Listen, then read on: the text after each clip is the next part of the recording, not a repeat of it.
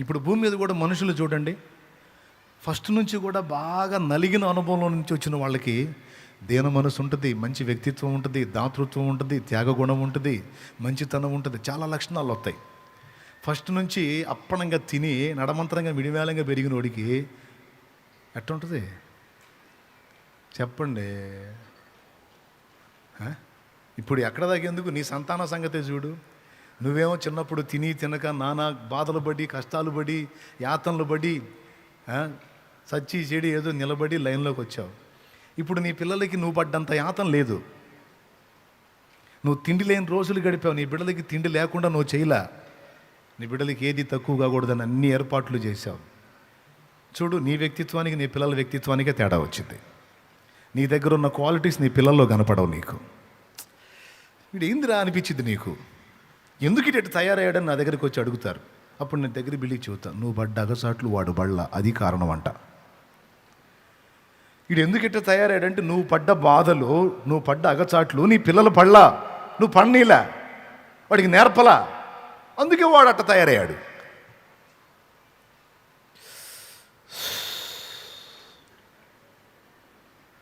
ఆయన రెండు చేతులు ఎత్తి మీద పెట్టుకుంటారు కొంతమంది. కరెక్ట్గా చెప్పావన్నా. నేను పడ్డ బాధలు నా బిడ్డ పడకూడదు, నేను పడ్డ కష్టాలు నా బిడ్డ పడకూడదు, వాడికి ఏది తక్కువ కాకూడదు, వాడికి ఏ నొప్పి తగలకూడదు, వాడికి అన్నీ కొప్పేయాలని కొప్పేసి కొప్పేసి కొప్పేసి ఈ దరిద్రుడు ఇట్లా తయారయ్యాడు. అక్షర సత్యం, నగ్న సత్యం అది. అర్థమైందా? తెలివిగల తల్లిదండ్రులు ఏం చేస్తారంటే పిల్లలకి అన్నీ ఏది తక్కువ కాకుండా అన్నీ సమకూర్చాలి, మంచిదే ప్రేమ. కానీ తెలివిగల తల్లిదండ్రులు ఏం చేస్తారంటే వాళ్ళ దగ్గర సమృద్ధి ఉన్నా కూడా దాన్ని మరుగు చేసి పిల్లలకు దీన మనసు వచ్చేటట్లు తమ బాధల్ని, కష్టాలని, త్యాగాన్ని వాళ్ళకు అర్థమయ్యేటట్టు చేసి, ఎదుటి మనుషుల కష్టాన్ని కూడా అర్థమయ్యేటట్టు చేసి చక్కగా చెక్కుకుంటారు, శ్రమానుభవాన్ని నేర్పుకుంటారు తెలివిగల తల్లిదండ్రులు. తెలివిగల తల్లిదండ్రులు. సోది మాలోకాలేమో వాడికి అసలు నొప్పి తగలకూడదు, వాడికి అది కాకూడదు, ఇది కాకూడదు, అట్టు ఉండకూడదు, ఇట్టు ఉండకూడదు, బాగా చేస్తే వాడేమో పెద్ద ఈళ్ళనే దంతను మొదలుపెట్టాడు. మనుషుల్లాగా దేవుడేం పిచ్చోడు కాదు. ఆయన శ్రీమంతుడు అయి ఉండి కూడా మనల్ని ఎందులో పెట్టాడో చూడండి. ఆయన శ్రీమంతుడై ఉండి కూడా నిన్ను ఆర్థిక ఇబ్బందుల్లో పెట్టాడు. నీకు డౌట్ చాలాసార్లు అడుగుంటావు దేవుడిని, ఆయన నువ్వేం శ్రీమంతుడివో, నాకేం ఏంది ఇది అంటావు. ఆయన అంటాడు, సమాధానం చెప్పంటే టైం ఉందిలే కానీరా, నువ్వు ముందు కొంచెం ఓర్చుకో. శ్రీమంతుడే నీకోసం బ్యాంకులో వేసేలేరా, డబ్బులు బ్యాంకులో వేసేలేరా, అవి వచ్చేటప్పుడు వస్తాయి, అప్పటిదాకా పచ్చడో పరమాడో తినరా. స్తోత్రం. ఓ తండ్రి, నీ బిడ్డకు నువ్వు శ్రమానుభవం నేర్పకపోతే నీ వ్యక్తిత్వానికి నీ బిడ్డ వ్యక్తిత్వానికి తేడా వచ్చే. దేవుడేం పిచ్చోడా? సో తన అద్వితీయ కుమారునికే శ్రమానుభవం ద్వారా సంపూర్ణ సిద్ధిని ఏర్పాటు చేసినప్పుడు ఆయన పోలికగా ఏర్పరచబడ్డ మన విషయంలో కూడా శ్రమానుభవం తప్పనిసరి. మనుషులు అనుకున్నట్టు దేవుడు అనుకోడు. నా బిడ్డ కష్టపడకూడదు, నా బిడ్డ ఇబ్బంది పడకూడదు, నా బిడ్డకి ఏది తక్కువ కాకూడదు, నా బిడ్డకి అది కాకూడదు. దేవుడు అంటే అనుకోడు. అవసరమైతే నువ్వు శ్రమ పడాలి, ఇబ్బంది పడాలి, ఆ కష్టాల్లోంచి, ఆ బాధల్లోంచి, ఆ నలుగుళ్ళలోంచి నువ్వు రావాలి. ఎందుకంటే అలాంటి అనుభవంలో నుంచి నువ్వు వస్తే ఎప్పటికీ చెడిపోవు.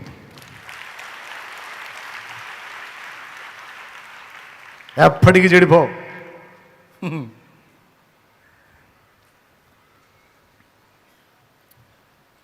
ఏమండే, వంటగదిలోకి వెళ్తున్నాను, అబ్బాయి ఆడుకుంటున్నాడు, చూడండి, పుస్తకం చదువుతున్నారు, బాగానే వెళ్తున్నా. ఓ దీపం వెలుగుతుంది, దీపం కాసేపటికి క్యారమని క్యాక్ వచ్చింది. పరిగెత్తుకుంటూ వచ్చింది భార్య. ఏమైందండి, ఏమైంది, బాబు ఏంది అంతలా ఏడుస్తున్నాడు? వాడికి దీపం కాలిందిలే అన్నాడు. దీపం కాలిందిలే అన్నాడు. పోయేటప్పుడు అప్పచెప్పెళ్ళాక కాస్త చూడమని మరీ మీరు, ఓయ్ నేనే తగిలిచ్చేవాడు కన్నా. స్తోత్రం, హల్లెలూయా. ఏంటి? అవును, నేనే తగిలిచ్చేవాడికి. అసలు మీరు ఏంటి, మీరు కన్న తండ్రేనా మీరు? ఏంటి వాడికి నిప్పు తగిలించడం ఏంటి అంటే ఏం చేయమంటావు? వాడిని ఇప్పటికి 10 సార్లు నెట్టా, పోరా పోరా పోరా పోరా అని నేను 10 సార్లు బుక్ చదువుడు 10 సార్లు నెట్టా. ఇప్పుడు కదిలితే ఆడికే వస్తున్నాడు. అందుకని ఒక్కసారి టచ్ చేస్తే చరిత్రలో రాడు కదా, అందుకని టచ్ చేశాను. ఇప్పుడు కావాలంటే చూడు, రే బుజ్జి దా ఇదిగో దీపం, ఎందుకంటే వాడు అదురుకుని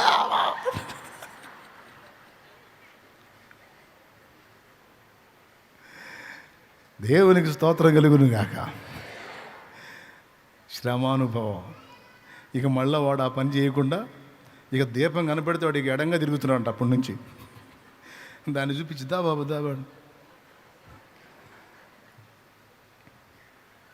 మన వ్యక్తిత్వాన్ని చెక్కుతాడు ఆయన. అర్థమైందా? కాల్చబడకపోతే స్వర్ణం. మరి మీకు తెలియదా ఏంది? తెలుసు కదా, ఇంక అవసరం లేదు. ఓకేనా? ఉంటుంది మరి. అయితే ఇప్పుడు ఇంకో విషయం చెబుతా. ఇప్పుడు దాకా చెప్పింది మనకి తప్పనిసరే కాదా? పెద్ద చెప్పండి, గట్టిగా చెప్పండి. అవునా? డౌట్ లేదుగా? 100%. వ్యక్తిత్వాన్ని నిర్మాణం చేయటం కోసం తాత్కాలికంగా అవి అవసరమే కానీ పర్మనెంట్గా అవి ఉండాలని దేవుడు కోరుకోలేదు. భూమి మీద కూడా పర్మనెంట్గా అవి ఉండాలని కోరుకోలా. ఇది ఇప్పుడు ట్విస్ట్. మరేం కోరుకున్నాడంటే, మనము నెమ్మదిగాను సుఖముగాను సంపూర్ణ గౌరవము కలిగిన వారిగాను ఉండాలని దేవుడు కోరుకున్నాడు.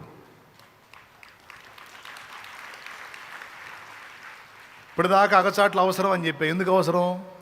వ్యక్తిత్వ నిర్మాణం కోసం అవసరం.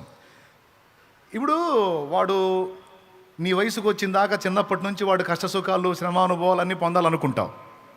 నీ వయసుకు వచ్చిన తర్వాత వాడికి మంచి వ్యక్తిత్వం వచ్చిందాక ఇక వాడు సుఖంగా హాయిగా హ్యాపీగా ఉంటాడని నమ్మేస్తావు. అలా ఉండాలనే కోరుకుంటావు. అంతేగాని నా కుమారుడు వాడి బతుకంతా అగసాట్లు పడాలని కోరుకుంటావా? కొద్దిగా వాడు నేర్చుకునే దశలో ఉన్నప్పుడు వాడికి అనుభవాలు అవసరమని నువ్వే అప్పగిస్తావు. నేర్చుకోవటం అయిపోయిన తర్వాత ఇక నీ బిడ్డకి ఏ ఇబ్బంది కలగకూడదు, అన్ని విషయాల్లో వాడు క్షేమంగా ఉండాలని కోరుకుంటాం. ఓకేనా? యేసయ్య కూడా ఆయన వ్యక్తిత్వం మనలో రూపుదిద్దుకున్నదాకా ఈ శ్రమానుభవం కానీ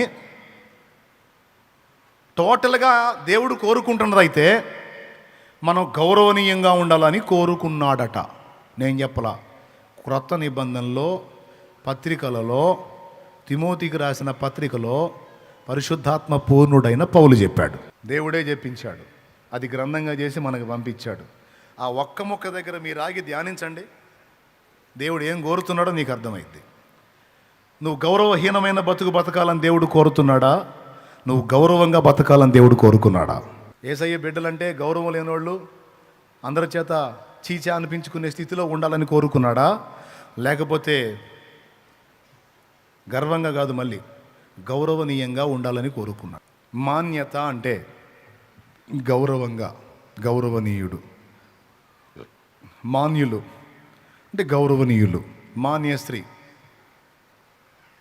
అధికారుల ముందు పెడతారు, మాన్య స్త్రీ పలానా అని. అంటే గౌరవనీయులైన, అంటే దేవుడు తన పిల్లల్ని పరలోకంలోనే కాదు భూమి మీద కూడా గౌరవంగా ఉండాలని కోరుకున్నాడట. అంతేనా? రెండోది, ఏ తొందర లేకుండా ఏ ప్రెషరు లేకుండా నెమ్మదిగా ఉండాలని కోరుకున్నాడంట. వీటన్నిటికంటే ముందు సంపూర్ణ భక్తి కలిగి ఉండాలని కోరుకున్నాడట. సంపూర్ణ భక్తియు గౌరవనీయతయు, నెమ్మదిగా. నాలుగవది, బతుకంత అగచాట్లు కాదు, సుఖంగా కూడా మనం ఉండాలని కోరుకున్నాడట. సంపూర్ణ భక్తియు మాన్యతయు కలిగి నెమ్మదిగాను సుఖముగాను మనము బ్రతుకున్నట్లు. అంటే ఇవన్నీ దేవుడు ఒప్పుకున్నాడా, ఒప్పుకోలేదా? ఒప్పుకున్నాడు. సో మనం కాస్త సుఖంగా బ్రతకడం కూడా దేవునికి ఇష్టమే, మనం నెమ్మదిగా ఉండటం దేవునికి ఇష్టమే, మనం గౌరవనీయులుగా ఉండటం కూడా దేవునికి. మళ్ళీ గౌరవనీయులుగా ఉండమన్నాడని మరి మొన్న నేను చెప్పినట్టు గర్వంగా ఉండకూడదు. మొన్న బెట్టువాడి స్టోరీ చెప్పా చూడు, నిన్ను బెట్టుగా ఉండాలని వాడు పోయి వాత పెట్టించుకున్నట్టు అట్లా ఉండకూడదు. మళ్ళీ గౌరవనీయంగా అంటే ఎదుటోడు మనల్ని తేలిగ్గా మాట్లాడకుండా అవతలవాడు మనల్ని గౌరవించే విధంగా బతకటం. ఒకరికంటే గౌరవహీనంగా అంటే అవతలవాడు తృణీకరించేటట్లుగా ఉంటాం. అట్లా కాకుండా మనం గౌరవనీయమైన హోదాల్లో ఉండేటట్టు దేవుడు కోరుకున్నాడు. ఈ 4 సంగతులు మీరు హృదయంలో పెట్టుకోండి. మనం నెమ్మదిగా బతకడానికి దేవుడు శత్రువు కాదు, వ్యతిరేకి కాదు. మనం గౌరవనీయంగా బతకడానికి దేవుడే వ్యతిరేకి కాదు. మనం కొంత సుఖమును అనుభవించుట అనే దానికి దేవుడు వ్యతిరేకి కాదు. మనం సంపూర్ణ భక్తి కలిగి ఉండడానికి దేవుడు వ్యతిరేకి కాదు. ఆయనకు మనం సంతోషపడితే ఇంకా ఆయనకు అంతకు మించిన ఆనందం ఏముంది? అయితే దేవుడు ఇలా కోరుకుంటే వాటిని మనకు దక్కకుండా చేయటానికి భూమి మీదున్న రాజులను, అధికారులను, మనుషులను అపవాది ప్రేరేపిస్తాడట.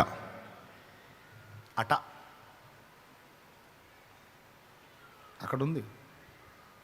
అందుకని మీరేం చేస్తారంటే, మీరు సంపూర్ణ భక్తియు, మాన్యతయు, నెమ్మది, సుఖం అన్నీ పొందాలంటే వాటిని ఎఫెక్ట్ చేసేటువంటి వ్యక్తులు మొట్టమొదట మనుషులు, రెండవది రాజులు, మూడవది అధికారులు. కాబట్టి వీళ్ళందరి కోసం ప్రార్థన చేయండి.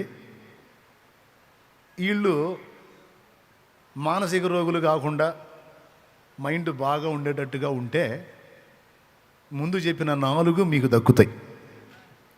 వీళ్ళు మానసిక రోగులై మన మధులత పేషెంట్లు అయ్యారనుకో. మన డాక్టర్ మధులత గారు ఉన్నారు, మానసిక వైద్య నిపుణురాలు. ఇక వాళ్ళు మన చుట్టూన్నోళ్ళు మానసిక రోగులైతే, ఉన్మాదులైతే మన బతుకులు ఎట్లా ఉంటాయి? గౌరవహీనంగా ఉంటాయి, భక్తికి ఆటంకాలు కలుగుతాయి, నెమ్మది, సుఖం మొత్తం 4 హుష్పటాక్ ఎగిరిపోతాయి. వీటిని దెబ్బ కొట్టడానికి సైతానుగాడు వాడుకునేది ఎవరిని? భక్తుడా, నీ ప్రశాంతతను పాడు చేయటానికి నీ చుట్టూ ఉన్న మనుషులను వాడుకుంటాడు. నీ నెమ్మదిని, సుఖాన్ని, ఆనందాన్ని, భక్తిని పాడు చేయడానికి నీ చుట్టూ ఉన్న వ్యక్తులను వాడు కదిలిస్తాడు. అందుకని అబ్బాయి ఇవన్నీ కలిగి ఉండటం దేవుడికి ఇష్టమే, కానీ వీటిని డ్యామేజ్ చేసే సరుకు నీ చుట్టూ ఉంది నాన్న, ముందు వాళ్ళు కంట్రోల్లో ఉండాలి నాన్న. కాబట్టి వాళ్ళ కోసం చేయమ్మా. వాళ్ళ కోసం చేస్తే వాళ్ళు పేషెంట్లు కాకుండా వాళ్ళ మైండ్లు సరిగ్గా పనిచేస్తే నువ్వు ప్రశాంతంగా ఉంటావు. అబ్బాయి ఏం పెట్టాడంటే లింకు దేవుడు. దేవా నాకు సుఖం లేదు ప్రభా, సుఖమే నాయన. నాకు నెమ్మది లేదు ప్రభా, నెమ్మది నాయన. నాకు అట్లుంది ప్రభా, ఎట్లుంది ప్రభా, నాకు అయింది నాయన అని అడగటం సెకండు. ఇవన్నీ నీకు దక్కాలి అంటే ముందు వాటిని నీకు దూరం చేసే వ్యక్తులు మార్పు చెందాలి. వాళ్ళు లైన్లోకి రావాలి. వాళ్ళ మీద దయ్యాలు పనిచేయకుండా వాటిని బంధించాలి. మానసిక రోగులు ఎందుకు అవుతారు, ఉన్మాదులు ఎందుకు అవుతారంటే దయ్యాలు వాళ్ళ మీద పనిచేసినప్పుడు అవుతారు. మరి ఏం పనులు అండి అయ్యి? దయ్యాల పనులు కాకపోతే మనుషులు చేసే పనులు అయ్యే. కడుపు కూడు తినేవాడు ఇవ్వడం చేస్తాడా? వాడి తల్లి ఆడది కాదా? వాడి కడుపున పుట్టిన కూతురు స్త్రీ కాదా? వాడి తోడబుట్టిన అక్క చెల్లి స్త్రీలు కాదా? వాళ్ళకి అదే కదా శరీరం, వాళ్ళకి అదేగా.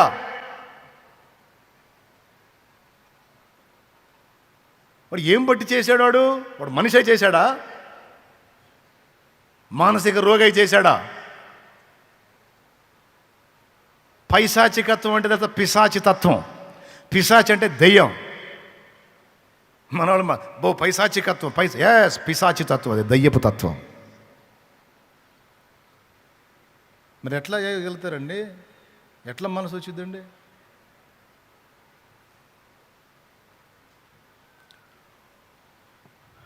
ప్రియులారా, ఒక్కసారి ఆలోచించండి, నేను చెప్పిన టాపిక్ వాస్తవమా కాదా? మన భక్తిని పాడు చేయడానికి సైతాను వాళ్ళు వాడుకుంటాడన్నాను. 500 చర్చిల నుంచి 700 చర్చిలు కూలిపోయి కాలిపోయినాయి అంటే భక్తికి ఆటంకం వచ్చింది చూడు. ప్రార్థన చేసుకోవడానికి ఇప్పుడు స్థలం లేదు, రోడ్ల మీద వాన్లో చేసుకోవాల్సి వచ్చింది. ఆటంకం వచ్చిందా లేదా? అదే ఆ దరిద్రులు క్రమంగా ఉంటే ప్రార్థనలు మందిరాల్లో జరిగాయి. ఇప్పుడు భక్తికి ఆటంకం వచ్చేసింది. అట్లా కాకుండా మనం సంపూర్ణ భక్తి కలిగి ప్రశాంతంగా దేవుణ్ణి సేవించుకోవాలంటే దానికి అడ్డుబండలుగా ఉన్న వ్యక్తులు మారాలి. ముందు వాళ్ళను దేవుడు పట్టుకోవాలి, వాళ్ళని దర్శించాలి, వాళ్ళ ఆహాన్ని అణచాలి, వాళ్ళకు పట్టిన దెయ్యాలు వదిలించాలి దేవుడు. కాబట్టి వాళ్ళ నిమిత్తం మనం ప్రార్థన చేయాలి, దరిద్రుల నిమిత్తం. ఆ దెయ్యాలు ఎల్లగొట్టమని, ఈ ఆధ్యాత్మిక దరిద్రుల కోసం ప్రార్థన చేయాలి. దరిద్రులకు పట్టిన దెయ్యాలు ఎల్లగొట్టు.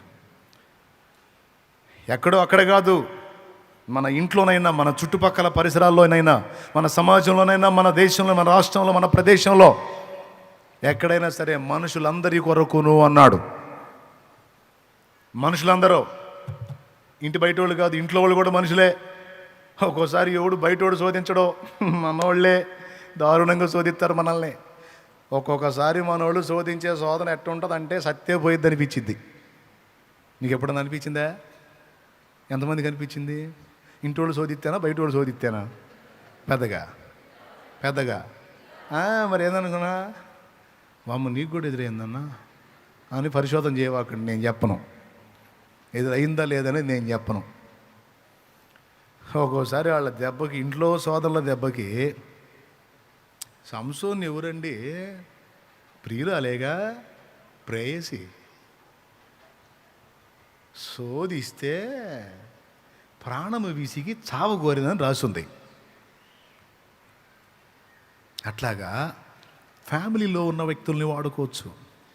వాళ్ళని ఉసిగొలిపి నీ భక్తిని పాడు చేయొచ్చు, నీ నెమ్మదిని దూరం చేయొచ్చు, నీ సుఖాన్ని దూరం చేయొచ్చు, నీ గౌరవనీయతను కూడా హీనపరచవచ్చు. బయట వాళ్ళు గౌరవిస్తుంటే ఇంట్లో వాళ్ళు పోయి నెగిటివ్గా చెబుతారు. కడుపు మండిపోదు?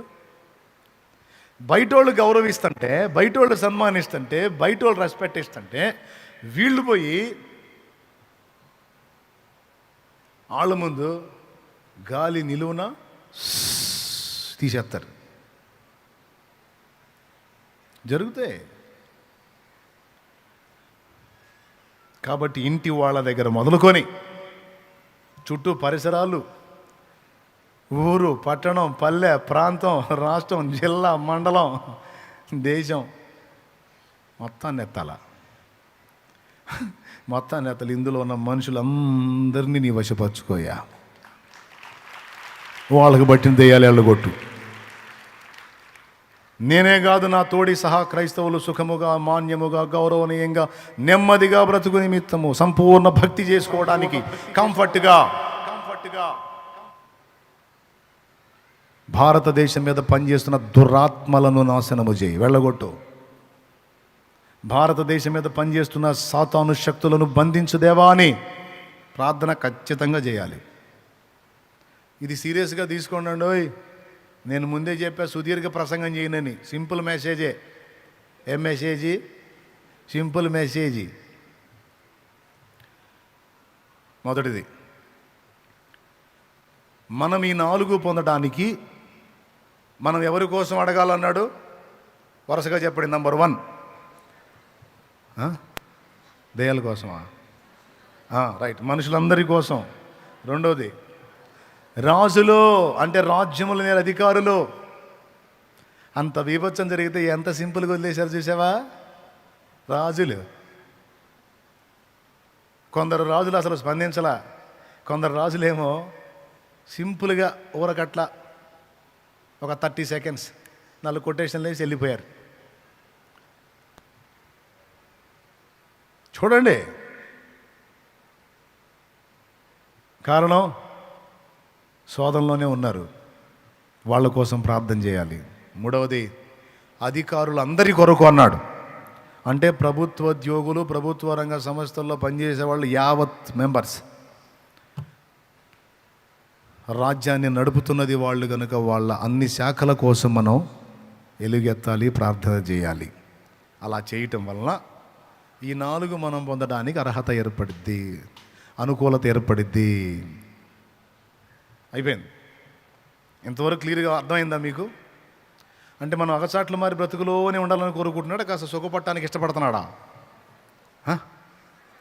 మీ బతుకంతా నెమ్మది లేని బతికే అంటున్నాడా, లేకపోతే నెమ్మదిగా ఉండటం కూడా నా చిత్తమే అంటున్నాడా? నువ్వు నెమ్మదిగా ఉంటావు, నువ్వు కాస్త సుఖం అనుభవించడం కూడా దేవునికి ఇష్టమే. నువ్వు గౌరవనీయంగా ఉండటం దేవునికి ఇష్టం. కాస్త సుఖం కాదు, నువ్వు సంపూర్ణంగా సుఖ సంతోషాలు పొందడానికి యేసయ్యకి ఇష్టం. నీ సంతోషం కోసమే కదా, నువ్వు బతకాలనేగా, నువ్వు యాతన పడకూడదనేగా వచ్చి ప్రాణమల్లా పెట్టాడు. ఇంత ప్రేమించిన వాడు నువ్వు ఇంకా సంతోషంగా ఉండాలని కోరుకుంటాడు, కానీ నువ్వు అసమాధానంలో, ఆవేదనలో, నెమ్మది లేని స్థితిలో, కష్టాల్లో ఉండాలని ఎందుకు కోరుకుంటాడండి? కోరుకోడు కదా. రైట్. ఇకపోతే ఎవరు పోతే ఈ వచనాన్ని పక్కకు పెడితే, ఆ వచనం పక్కకు పోతే మీ హృదయంలో పెట్టుకోండి సుమా. యోబు గ్రంథం, యోబు గ్రంథం ఒక వచనం చూపిస్తాను, చూడండి. 42వ అధ్యాయము 10వ వచనం చూడండి.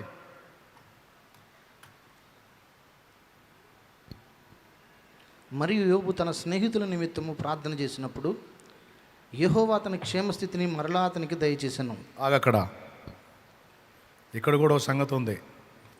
మరియు యోబు తన స్నేహితుల నిమిత్తము ప్రార్థన చేసినప్పుడు, ఎప్పుడు? అప్పుడు.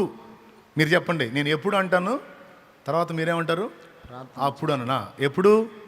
పెద్దగా ఎప్పుడు? అప్పుడు. ఎప్పుడు? అదే అప్పుడు. ఎప్పుడు? ప్రార్థన చేసినప్పుడు.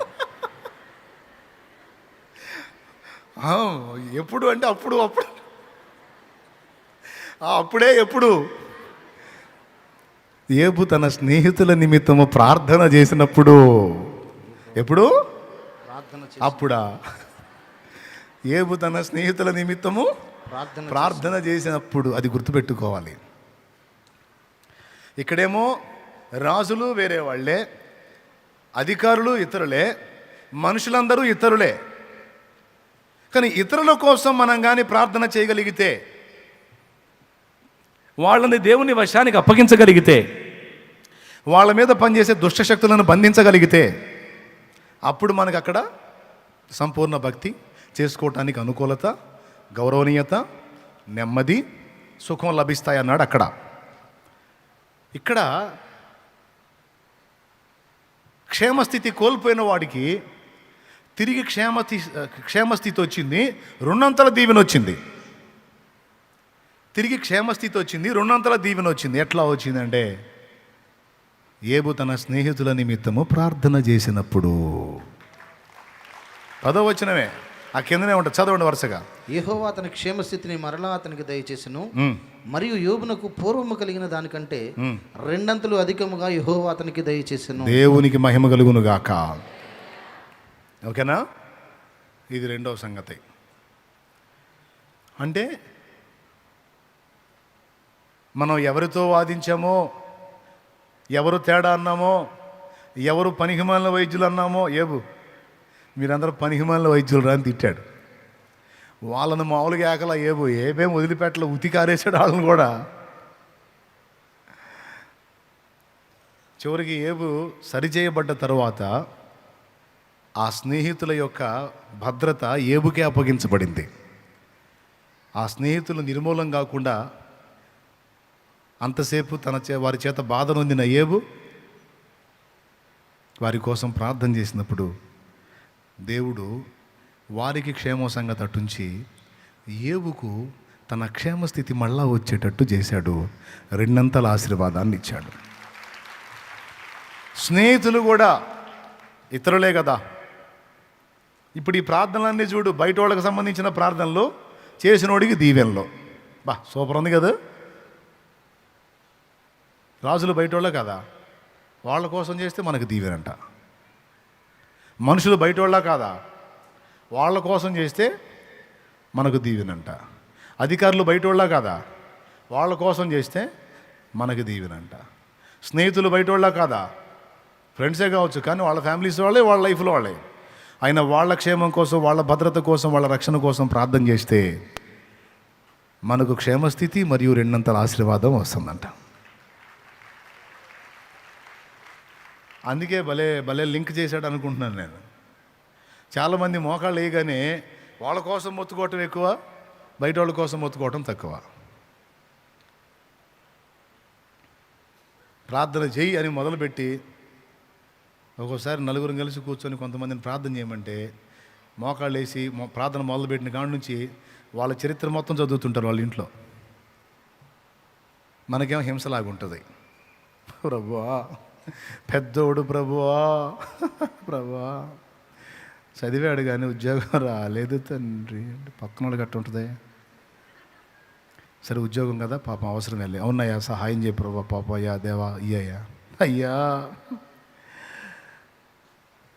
రెండో కూడా అయ్యా ఉద్యోగం ఇచ్చావయ్యా నీ దయతో ప్రభువా.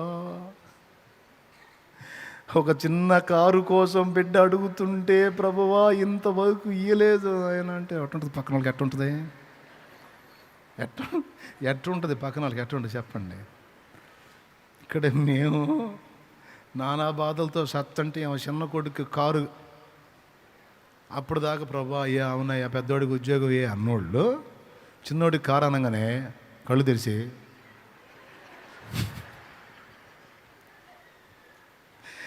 చూస్తారా లేదా, కళ్ళు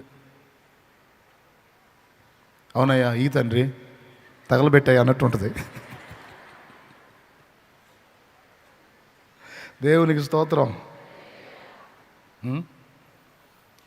ఇక మళ్ళీ అయిపోవాలి అంతటితో. మళ్ళా అమ్మాయి అమ్మాయి అల్లుడు ప్రభువా,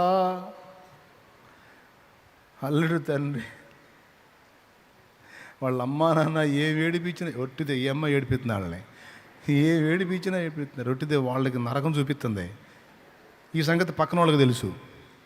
ఈ మనిషి ఏం చేస్తే వాళ్ళు మారాలి. ఎవ్వరికి మనశ్శాంతి ఉండదు అక్కడ కూర్చున్న వాళ్ళకి. ఈ టైపు ప్రార్థనలు ఎప్పుడైనా తగిలియా మీకు? తగిలితే చేతులు ఎత్తు. తగిలి మా ప్రాణం తీశారా అట్ట చేశాను. కొంతమంది చేతులు ఎత్తారు అంటే ఇట్ట చేసిన వాళ్ళని చూశారు మీరు, మీకు దండం పెడతా. పక్కన వాళ్ళు ఉన్నప్పుడు అటు చేయవాకండి.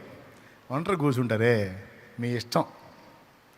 పక్కన మనుషులు ఉన్నప్పుడు సమష్టిగా వర్తించేటువంటి సంగతుల కోసం ప్రార్థన చేయండి. అందరికీ సంబంధించిన విషయాలు ఎత్తి చేయండి, అది పద్ధతి. అందుకని చుట్టూ పాపం వేరే ఫ్యామిలీస్ వేరే జనాలు కూర్చుంటే నీ మ్యాటర్ అయితే అనుకో చిరాకు సేదరేసి ఏకీభవించడం కూడా మానేసి చివరికి ఫస్ట్ ప్రభా అయ్యా అవునయ్యా అని ఆసక్తికి మొదలుపెట్టినారు చివరికి. అవునయ్యా ఇత్తయి లేకపోతే లేదు, మాకైతే అవసరం లేదు. ఏంది సోది పద్దాకలా నస ఒక దగ్గరేంది అసలు, ఒక దగ్గడేంది అసలు అనా? సింగిల్గా కూర్చున్నప్పుడు కూడా ఈ రహస్యం బయలుపరుస్తున్నాడు దేవుడు. ఏమనంటే నీ సమస్యల గురించి నువ్వు అడుగు తప్పులేదు, కానీ నువ్వు ఎక్కువ దృష్టి పెట్టాల్సినది ఏందో చూడు. నీ సంపూర్ణ భక్తి, మాన్యత, నెమ్మది, సుఖం ఈ 4 చుట్టూ ఉన్న వ్యక్తుల స్థితి మీద ఆధారపడి ఉన్నాయి. జాగ్రత్త. వాళ్ళని ఎత్తు ముందు, వాళ్ళ కోసం అడుగు, నువ్వు క్షేమంగా ఉంటావని చెప్పాడు.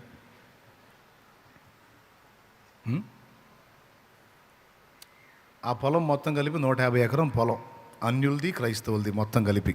ఎన్ని ఎకరాల పొలం? 150 ఎకరం పొలం. ఒకళ్ళది 2 ఎకరాలు, ఎకరం, అర ఎకరం, 30 ఇట్లా ఉంటాయి కదా. మోకాళ్ళు వేసి ప్రార్థన చేసేటప్పుడు ఎట్ట చేయాలో తెలుసా? చుట్టూ అన్యులు ప్రభువా, నేను నీ బిడ్డని ప్రభువా, వాళ్ళది పంటని ఊడ్చుకొని పోనీ, నాకు సంబంధం లేదు.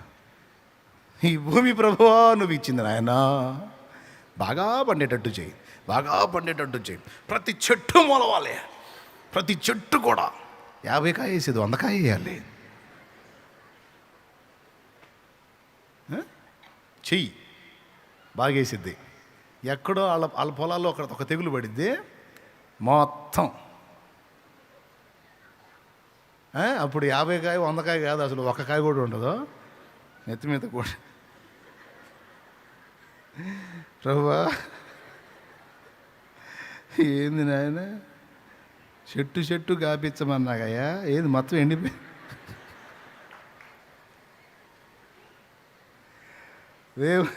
వాడు అన్యుడైనా క్రైస్తవుడని గుర్తుపెట్టుకో. చిత్రం ఏంటంటే, అన్యుడు కాదా అని వదిలేసావనుకో, దరిద్రం వాళ్ళ దగ్గర నుంచే స్టార్ట్ అయింది. అన్యుల ఇళ్ళకి నిప్పు పడింది అనుకో, మధ్యలో మన ఇల్లు ఉందనుకో, తగలబడిద్దిగా. పడిద్దా పడదా? మన ఇల్లు నాగిద్దా? పాద్ది మొత్తం. కాబట్టి ఏమండో నేను చెప్పే జోక్ అనుకున్నారు, జోక్ అనుకుంటే పళ్ళు రావుతాయి అందరికీ. సీరియస్ మ్యాటర్ కాబట్టి ఇట్లా చెబితే మీకు ఎక్కిద్దని చెబుతున్నా. నేను ఇట్లా బెగ తీసుకొని చెప్పాను అనుకో, మీరు కూడా అట్లా ఉంటారు. అందుకని ఫ్రీగా ఉంటారని చెబుతున్నాను నేను. మ్యాటర్ తేలికైంది కాదు. నీ పొలం 1 ఎకరమైనా, ఎకరమైనా, 2 ఎకరాలైనా, నువ్వు వేసిన 10 ఎకరాలైనా, నీ చుట్టుపక్కల ఉన్న పొలాల క్షేమం మీద నీ పొలం ఆధారపడి ఉంది. ఇది రహస్యం. వాడు చుట్టూ ఉన్నోళ్ళు అన్యులకు ఇంకా డేంజరు. వాడు ఏదో దరిద్ర పని చేస్తుంటాడు, ఏదో శాపం తెచ్చుకుని ఉంటాడు. ఆడి శాపానికి ఆడికి తెగులు వచ్చింది, ఆ తెగులు మొత్తానికి వచ్చింది. మళ్ళీ చెబుతాను, మీకు తొందరగా అర్థం కాలే, మళ్ళీ చెబుతాను. నీ చుట్టుపక్కల ఉన్న పొలాల్లో ఎవడన్నా ఒక శాపగ్రస్తుడు ఉన్నాడు, ఒక దరిద్రపోడు అన్యుడే, వాడు చేసిన పాపానికి శాపానికి వాడి పొలానికి తగిలిందనుకో తెగులు, ఆడి దరిద్ర పనులకు తగిలిందనుకో మొత్తానికి వచ్చింది అది. అందుకని వాడిని కూడా క్షమించమని అడగాల్సిందే నువ్వు. ఎందుకు? నీ పొలం కోసం. దేవునికి స్తోత్రం. నేను చెప్పానా? నేను చెప్పాలా? ఇర్మియా గ్రంథము 29వ అధ్యాయము 7వ వచనం చెప్పింది, చూడండి. ఇర్మియా గ్రంథం 29:7. తొందరగా తీసేసాయి. నేను మిమ్మల్ని చెరగొనిపోయిన పట్టణము యొక్క క్షేమము కోరి, నేను మిమ్మల్ని చెరగొనిపోయిన పట్టణం యొక్క క్షేమము కోరి, దాని కొరకు యెహోవాను ప్రార్థన చేయుడి. దాని కొరకు, దేని కొరకు? మిమ్మల్ని బానిసలుగా తీసుకెళ్ళిన పట్టణం, మిమ్మల్ని ఇబ్బంది పెట్టిన పట్టణం, మిమ్మల్ని శ్రమ పెట్టిన పట్టణం, అన్యజనుల పట్టణం, శపించబడిన వారి పట్టణం, దాని కొరకు ప్రార్థన చేయండి. అందులో ఉండి మీకోసం చేసుకోండి. అల్లా దాని కొరకు ప్రార్థన చేయుడి, దాని క్షేమము మీ క్షేమమునకు కారణమగును. ఆ మాట అండర్లైన్ కొట్టాలా. అది ఎప్పుడు మర్చిపోకుండా గుర్తుపెట్టుకోవాలా. దాని క్షేమం మీ క్షేమానికి కారణమగును. ఇది అండర్లైన్ చేస్తుందా? చేస్తే సూపరం. కాదు మర్చిపోయి ఉంటారు, అందుకని గుర్తు చేశా. స్వార్థం ఎక్కువ మనకి. మోకాళ్ళు వేసిన దగ్గర నుంచి ప్రార్థనలో కూడా అంతే. చుట్టుపక్కల వాళ్ళు ఏదన్నా వేరే విషయాలు చేస్తే చిరాకు, మన గురించి చేస్తే మాత్రం అబ్బా హాయిగా ఉంటుంది మనకి. మోకాళ్ళు వేసి ప్రార్థన చేసేటప్పుడు కూడా మన గురించి అడుక్కోవటం ఎక్కువ, బయట సంగతుల గురించి తక్కువ. అడుక్కున్నంత వరకు చాలు. కానీ సూత్రం ఇక్కడ ఉంది, ఇది తెలుసుకొని జాగ్రత్త పడండి, అప్పుడు అన్నీ బాగుంటాయి.